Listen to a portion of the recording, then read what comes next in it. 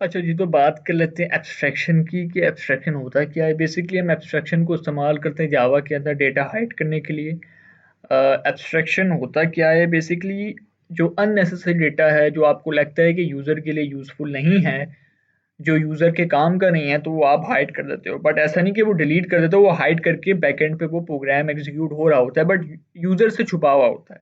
ठीक है, इसकी मिसाल ले लेते हैं एक एटीएम मशीन से। आप एटीएम मशीन आपने इस्तेमाल की होगी, जब आप कार्ड इनपुट करते हैं then you have to enter your code, और वो आपको आपके अकाउंट तक पहुंचा देता है। Then your transaction is has been start, आपकी ट्रांजेक्शन स्टार्ट होती है।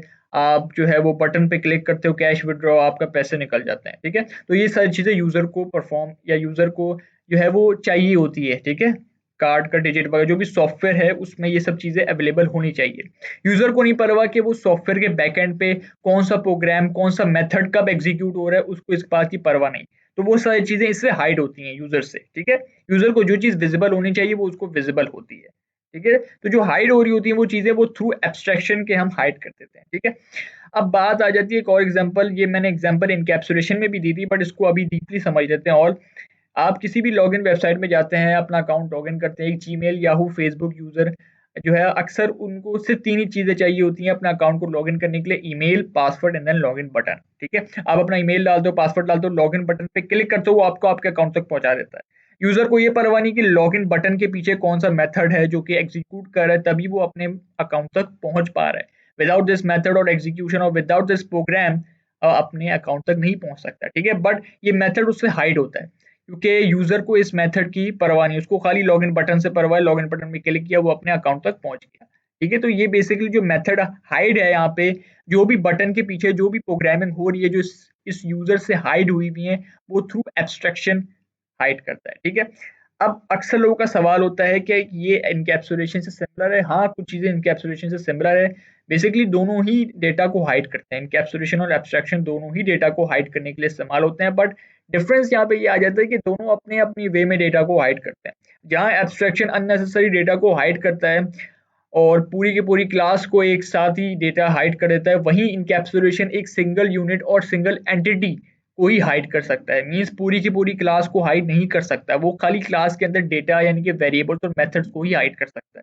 इसको हम मजीद समझेंगे कोडिंग के थ्रू, जिससे आपको और मजीद क्लियर हो जाएगा। अभी बात करते हैं कि एब्स्ट्रैक्शन को हम अचीव किस तरीके से कर सकते हैं। एब्स्ट्रैक्शन को हम दो तरीकों से अचीव कर सकते हैं, एक होता है एब्स्ट्रैक्ट क्लास और दूसरा होता है इंटरफेस। अब अभी हम समझेंगे एब्स्ट्रैक्ट क्लास के बारे में कि एब्स्ट्रैक्ट क्लास को इम्प्लीमेंट किस तरीके से करते हैं कोडिंग के through. Before implementing abstract class हमें कुछ रूल के बारे में पता होना चाहिए जो कि हम जावा में एब्स्ट्रैक्ट क्लास को इम्प्लीमेंट करने से पहले समझते हैं या याद रखना पड़ता है। पहला रूल यह है कि जब भी आप एब्स्ट्रैक्ट क्लास इम्प्लीमेंट करें या बनाएं तो आपको एक चीज ये गौर करनी है कि आप एब्स्ट्रैक्ट क्लास के अंदर कोई भी मेथड बना सकते हैं। मींस एक सिंपल मेथड भी बना सकते हैं और एक एब्स्ट्रैक्ट मेथड भी बना सकते हैं। ये पहला रूल हो गया। ठीक है, कि एब्स्ट्रैक्ट क्लास के अंदर आप दोनों टाइप के मेथड बना सकते हैं, एब्स्ट्रैक्ट भी और सिंपल मेथड भी। दूसरी चीज कि आप एब्स्ट्रैक्ट मेथड को सिर्फ और सिर्फ एब्स्ट्रैक्ट क्लास के अंदर ही बना सकते हैं।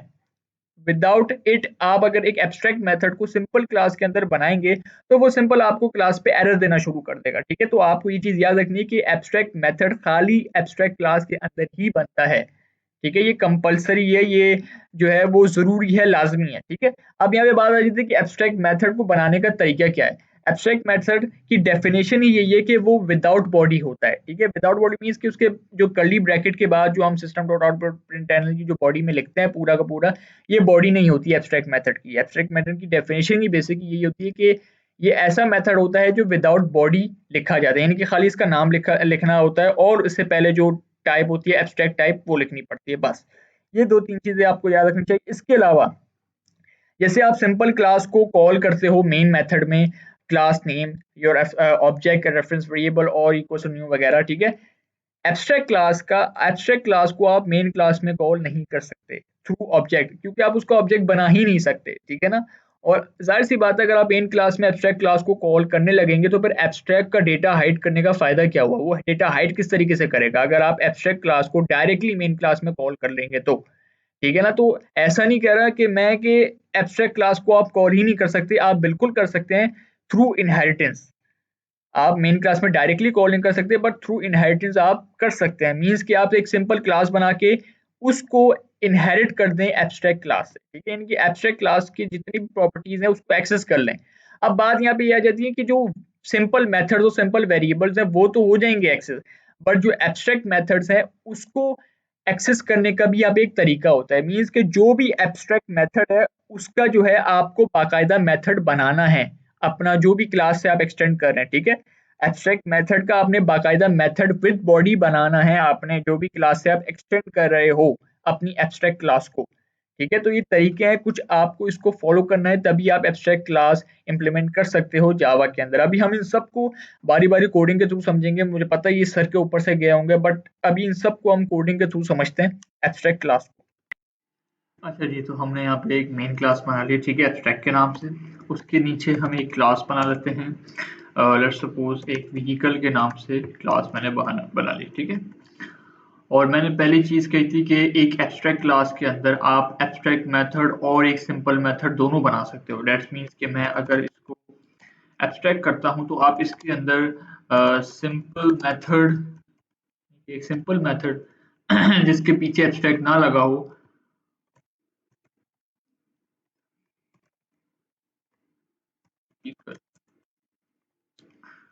और एक एब्स्ट्रैक्ट मेथड बना सकते हो। दैट्स मीन, ठीक है, एक एब्स्ट्रैक्ट मेथड बना सकते हो,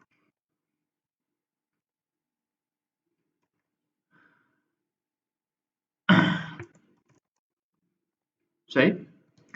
तो आप एक एब्स्ट्रैक्ट क्लास के अंदर एक सिंपल मेथड और एब्स्ट्रैक्ट मेथड बना सकते हो, ठीक है। अब बात यह आ जाती है कि भाई एब्स्ट्रैक्ट मेथड इस तरीके से क्यों बनाया है। मैंने अभी कहा था कि एब्स्ट्रैक्ट मेथड की डेफिनेशन ही यही है, एब्स्ट्रैक्ट मेथड की पहचान यही है कि वो विदाउट बॉडी होता है, ठीक है, इसके अंदर एब्स्ट्रैक्ट क्लास के अंदर, सही। ये पहली चीज हो गई। दूसरी चीज मैंने बताई थी कि एब्स्ट्रैक्ट मेथड एक एब्स्ट्रैक्ट क्लास में होना जरूरी है, मींस लाजमी है। अगर आप नहीं करेंगे तो ये एरर देगा आपको क्लास के ऊपर, ठीक है। ये तीसरी चीज जो आपको याद रखनी है, ठीक है। इसके अलावा मैंने कहा था कि आप एक एब्स्ट्रैक्ट क्लास को मेन क्लास में कॉल नहीं कर सकते, मींस कि आप उसका ऑब्जेक्ट नहीं बना सकते, क्योंकि एब्स्ट्रैक्ट क्लास कभी भी मेन क्लास में कॉल नहीं हो सकती। यहाँ पे एरर आ रहा है, ठीक है। अब तरीका क्या है इसका दूसरा, कि हम इनहेरिट के थ्रू एब्स्ट्रैक्ट क्लास को कॉल कराते हैं। इनहेरिटेंस के तरीके से एक हम सिंपल क्लास बना लेते हैं, लेट्स सपोज कार के नाम से, और उसको एक्सटेंड कर देते हैं जो हमारी एब्स्ट्रैक्ट क्लास है व्हीकल के साथ, ठीक है। व्हीकल के साथ मैंने एक्सटेंड कर दिया, दैट्स मीन्स के जो ये कार है, कार के अंदर ये सारी चीजें आना जरूरी है। बट यहाँ पे मैंने एक चीज कही थी कि ये वाला मेथड तो आ जाएगा कार के अंदर, बट ये एब्स्ट्रैक्ट मेथड तब तक नहीं आएगा जब तक कि मैं इसकी बॉडी ना बना लूं, क्योंकि यहाँ पे एब्स्ट्रैक्ट मेथड खाली नाम है, विदाउट बॉडी है। बट यहाँ पे मैं जब इसका मेथड बनाऊंगा तो मैं इसकी बॉडी भी लिखूंगा साथ में, ठीक है। मैंने लिख दिया ये एब्स्ट्रैक्ट मेथड में से है, ठीक है,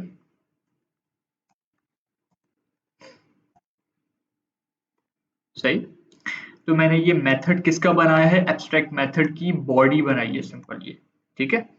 एब्स्ट्रैक्ट मेथड मैंने इसलिए लिखा क्योंकि एब्स्ट्रैक्ट, मैंने अभी कहा एब्स्ट्रैक्ट मेथड खाली एब्स्ट्रैक्ट क्लास के अंदर आता है, ठीक है।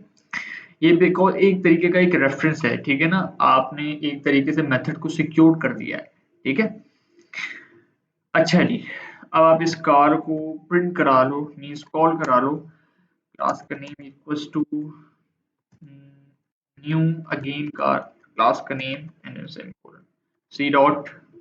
अब आप एक चीज देखेंगे यहाँ पे, मेथड, दोनों मेथड आ रहे हैं कार के और व्हीकल के, ठीक है। व्हीकल ये वाला मेथड जो सिंपल मेथड मैंने बनाया था, ठीक है, और एक एब्स्ट्रैक्ट मेथड बनाया था जिसकी मैंने बॉडी, जो भी मैं क्लास, जो भी चाइल्ड क्लास है मेरी, जो मैं पेरेंट क्लास को इनहेरिट कर रहा हूँ, जो भी चाइल्ड क्लास है उसके अंदर एब्स्ट्रैक्ट क्लास की बॉडी बनाना लाजमी है, ठीक है। तो ये जो है मेरे पास एब्स्ट्रैक्ट क्लास की बॉडी है बेसिकली, ठीक है, ये इसकी बॉडी है, सही। तो इस तरीके से हम कॉल करा लेते हैं एब्स्ट्रैक्ट मेथड को और एब्स्ट्रैक्ट क्लास को, ठीक है। लेट्स सपोज मैंने इसको भी कॉल करा दिया, मैंने इसको भी कॉल करा, सही है। ये वाला मेथड ये है एब्स्ट्रैक्ट मेथड और ये सिंपल वाला मेथड है जो मैंने बनाया था, सही। फ्रॉम एब्स्ट्रैक्ट मेथड और व्हीकल, तो इस तरीके से आप एक एब्स्ट्रैक्ट क्लास के अंदर एक तो एब्स्ट्रैक्ट क्लास को, दूसरा एक एब्स्ट्रैक्ट मेथड को कॉल करा सकते हो, ठीक है। तो ये तरीका है एब्स्ट्रैक्ट मेथड का। अब आखिर में एक चीज जो है वो, जैसे मैंने कहा था कि हर बंदे के जहन में होती है कि इनकैप्सुलेशन में और एब्स्ट्रैक्शन में फर्क क्या है। देखो भाई, एब्स्ट्रैक्शन में जो है, आपने पहली बात हुई कि इनकैप्सुलेशन में मैंने पहले पढ़ाया था आपको प्राइवेट मॉडिफायर, ठीक है। हमने प्राइवेट मॉडिफायर पढ़ा था कि जिसमें हम गेटर और सेटर के थ्रू जो वेरिएबल्स है उसको हाइड करके गेट और सेट कर सकते हैं, ठीक है। ये प्राइवेट मॉडिफायर हमने पढ़ा था।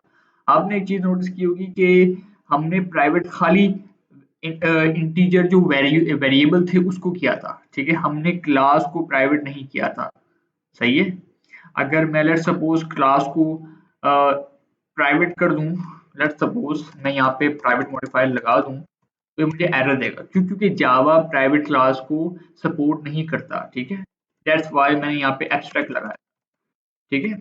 दैट्स व्हाई एब्स्ट्रैक्शन यूज होती है। दैट्स मीन्स कि एब्स्ट्रैक्ट जो है, यानी कि एब्स्ट्रैक्शन जो है वो पूरी क्लास को हाइड करता है, इनकैप्सुलेशन क्लास के अंदर की चीजों को हाइड करता है, ठीक है। अब यहाँ पे बात आ जाती है कि वेरिएबल को मैंने आपको हाइड करना सिखाया था इनकैप्सुलेशन के अंदर, ठीक है, प्राइवेट लगाया था। अगर मैं यहाँ पे वेरिएबल, लेट सपोज मैं कहता हूँ इंटीजर एज इक्वल्स टू 4, ठीक है, एज 4 है, और अगर मैं इस इंटीजर नंबर यानी कि एज के पीछे अगर मैं लेट सपोज एब्स्ट्रैक्ट लगा दूं, तो ये एरर देगा, ठीक है। क्यों? क्योंकि जावा एब्स्ट्रैक्ट वेरिएबल को भी सपोर्ट नहीं करता, ठीक है। प्राइवेट इसलिए मैं लगाता हूँ, ठीक है ना। तो दैट्स व्हाई एब्स्ट्रैक्शन और इनकैप्सुलेशन अपनी अपनी जगह पे काम करती है डेटा को हाइड करने में, ठीक है। जहां एब्स्ट्रैक्शन पूरी की पूरी क्लास को हाइड कर देता है, वहीं इनकैप्सुलेशन क्लास के अंदर के डेटा और वेरिएबल को, यानी कि एक सिंगल यूनिट या एक एंटिटी को हाइड करता है, ठीक है। तो ये एब्स्ट्रैक्शन और इनकैप्सुलेशन में फर्क है बेसिकली।